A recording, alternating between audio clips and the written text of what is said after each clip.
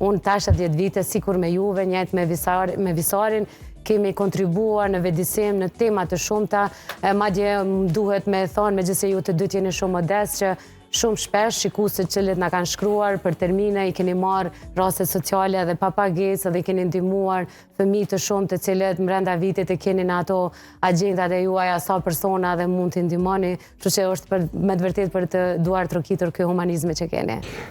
Po, faleminderit shumë. Kjo pjesa e humanitetit është e përditshme në institucionin tonë. Po. Mirë, po na nuk kemi dasht me paraqit, sepse nuk besojmë që gjithçka që duhet me u bë pa pagesë do të më u paraqit, përndryshe fillimisht duhet me të falenderoj të shumë, sepse rrugtimi jonë dhe sukseset e tona nuk ishin me qenë këto që janë sot pa prezencën tonë. Më kujtohet që fillimet e tona kanë qenë pikërisht me ty, edhe po vazhdojnë me konë me ty.